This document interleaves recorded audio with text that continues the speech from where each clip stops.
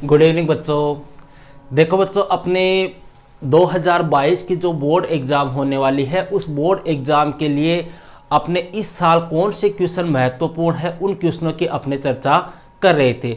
अपनी जो last class थी भैया उसमें चर्चा की थी अपने इतिहास का जो सेकंड चैप्टर है राजा, किसान और नगर, इस चैप्टर के क्वेश्चनों की चर्चा की थी, जिसमें आपके 3 क्वेश्चन इस बार बोर्ड एग्जाम में आएंगे।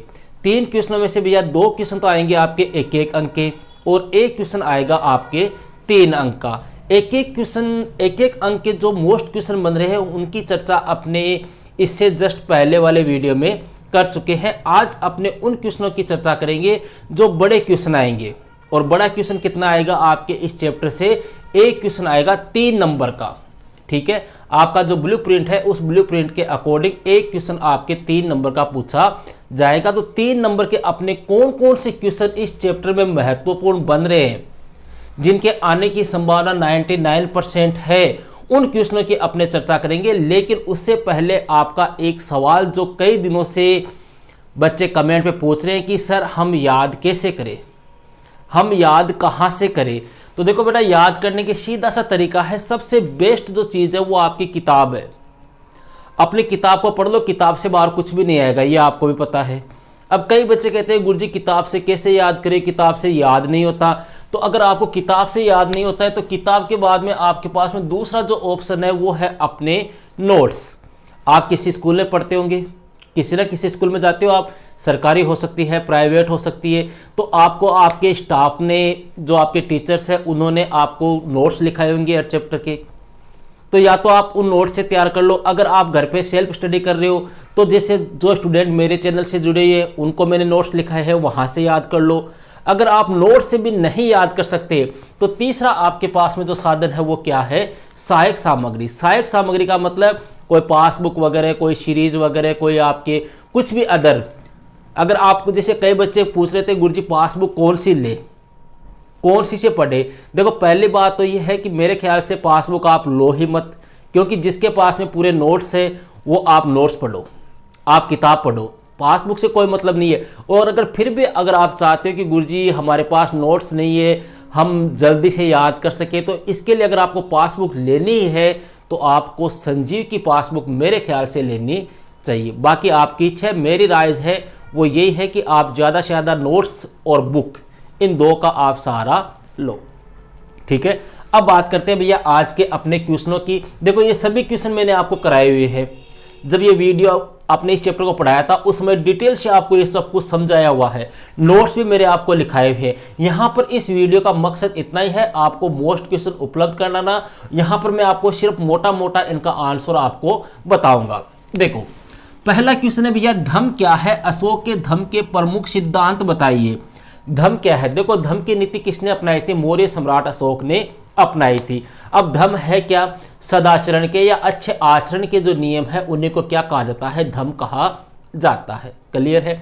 धम्म के प्रमुख सिद्धांतों में जैसे बड़ों का आदर करना, ठीक है, बड़ों का आदर करने के अलावा दूसरे धर्म जो है उन दूसरे धर्मों का आदर करना, दूसरे धर्मों का सम्मान करना, जो दास है उन दासों के प्रति उदारता का व्यवहार करना, उनसे साथ घृणा नहीं करना, सन्यासी वगैरह है, साधु वगैरह है, ब्राह्मण वगैरह है, उनका क्या करना? आदर सम्मान करना। ये सब क्या है? धर्म के प्रमुख सिद्धांत है। लोगों की भलाई के लिए कार्य करना, प्रजा के कल्याण के लिए कार्य करना, यही सब क्या है? धर्म के प्रमुख सिद्धांत। ध्यान रखना 3 नंबर का क्वेश्चन आएगा, इसलिए अपना आंसर बस 10 से 12 लाइन इतना ही होना चाहिए, इससे बड़ा अपना आंसर नहीं होना चाहिए।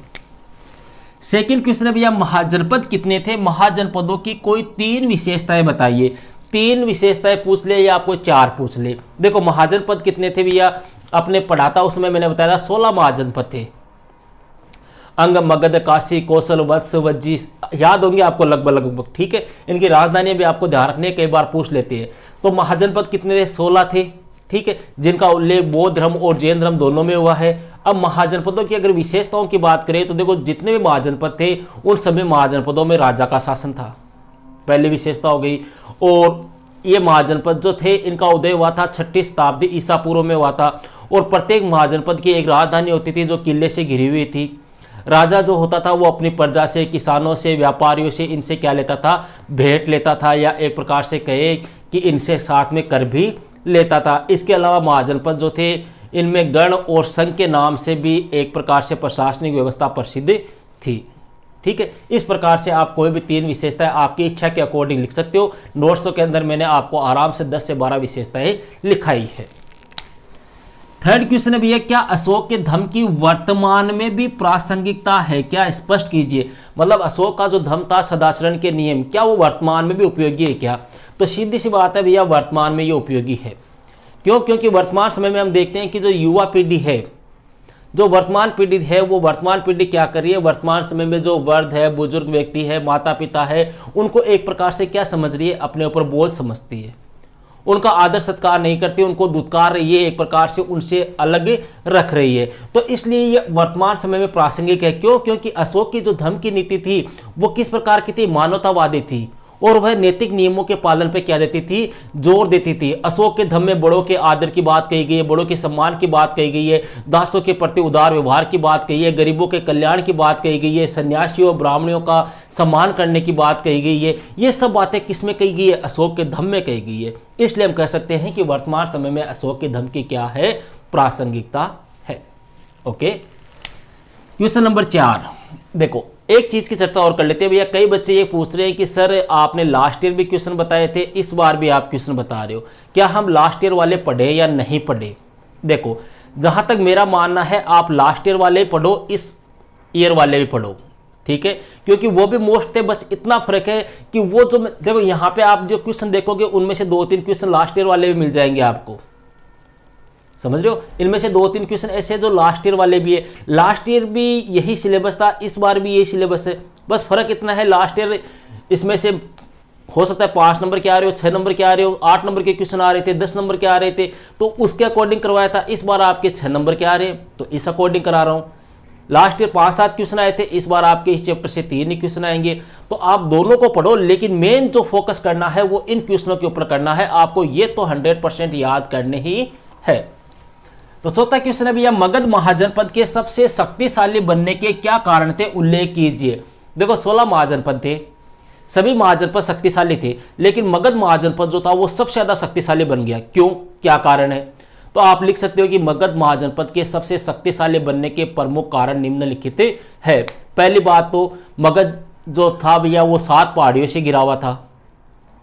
ठीक है, मगध में एक प्रकार से अच्छी कृषि होती थी। क्यों? क्योंकि वहाँ की मिट्टी उपजाऊ थी। मिट्टी उपजाऊ इसलिए थी क्योंकि मगध जो है वो गंगा और सोन नदियों के संगम पर बसा हुआ था। मगध में अपने लोहे प्रचुर मात्रा में पाया जाता था, जिसकी वजह से आधुनिक हथियारों का, अस्त्र शस्त्रों का निर्माण आसानी से होता था। मगध जो था भैया वहाँ पर जंगलों में हाथी पाए जाते थे, इसकी वजह से उनकी हाथियों की सेना काफ़ी मजबूत थी। जमीन जो थी वो काफ़ी उपजाऊ थी, जिससे अच्छी पैदावार होती थी। इसके अलावा मगध के जो प्रारंभिक शासक थे, बिंबिसार है, अजातशत्रु है, इन्होंने एक प्रकार से मगध को एक पावरफुल महाजनपद के रूप में क्या किया, स्थापित किया। 5वां क्वेश्चन है भैया, प्रयाग प्रशस्ति के बारे में आप क्या जानते हैं? देखो प्रयाग प्रशस्ति क्या है। प्रयाग प्रशस्ति भैया समुद्रगुप्त के समय लिखी गई थी। समुद्रगुप्त का एक राजकवि था, इसका नाम था हरिसेन, उसके द्वारा लिखी गई थी और यह संस्कृत भाषा में लिखी गई है। इसमें अपने हरिसेन जो था उसकी विजय है, उसके गुण है, उसकी एक प्रकार से राजनीतिक जो योग्यताएं हैं, उसकी एक प्रकार से जो उस समय की राजनीतिक दशाएं थी उनका उल्लेख किया गया है। इसी प्रयाग प्रशस्ति में भैया समुद्रगुप्त जो है इसकी तुलना जो है वो नेपोलियन से की गई है।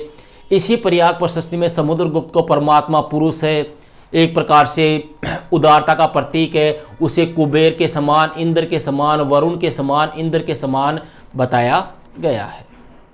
क्लियर है? इस प्रकार से आपको करना है। अंतिम में देखो यहाँ पे मैं भैया आपको सिर्फ शॉर्टकट में बता रहा हूँ, हालांकि आपको थोड़ा सा डिटेल से इनका आंसर करना है। मैं सिर्फ आपको एक तरीका बता रहा हूँ किस प्रकार से आपको लिखना है। अंतिम है, रुद्रदामन के जूनागढ़ अभिलेख से कौन कौन सी जानकारियां प्राप्त होती है? रुद्रदामन, देखो भैया रुद्रदामन का जूनागढ़ अभिलेख, पहली बात तो ये आती है गुरुजी ये है कहाँ? तो देखो जूनागढ़ जो है वो कहाँ पे पड़ता है? अपने गुजरात में पड़ता है। तो ये रुद्रदामन का जूनागढ़ अभिलेख कहाँ पर है? गुजरात में है। इससे हमें सुदर्शन झील के बारे में जानकारी प्राप्त होती है। सुदर्शन झील का निर्माण चंद्रगुप्त मौर्य के समय या दूसरे शताब्दी ईसा पूर्व में 2 नदियां हैं भैया, एक का नाम है स्वर्ण सिक्ता और दूसरी नदी का नाम है पलाशिनी। इन दोनों नदियों के संगम पर करवाया गया। किसने करवाया था? सौराष्ट्र के गवर्नर ने इसका निर्माण करवाया था। ठीक है, फिर यह नहर टूट गई थी अशोक के समय, तो अशोक के समय इसका पुनर्निर्माण करवाया गया। फिर रुद्रदामन के समय यह नहर वापस टूट गई थी बाढ़ वगैरह की वजह से, तो फिर रुद्रदामन के समय इसका पुनर्निर्माण करवाया गया। इस प्रकार से आपको इसका आंसर लिखना है कि हमें निम्न जानकारियां रुद्रदामन के जूनागढ़ अभिलेख से प्राप्त होती है। ओके, तो देखो 2 चैप्टर भैया मैं आपको पॉलिटिकल साइंस के मोस्ट क्वेश्चन उपलब्ध करा चुका हूं और 2 चैप्टर के आपको हिस्ट्री के उपलब्ध करा चुका हूं। ओके, तो मिलते हैं नेक्स्ट वीडियो में नेक्स्ट टॉपिक के साथ। That's all.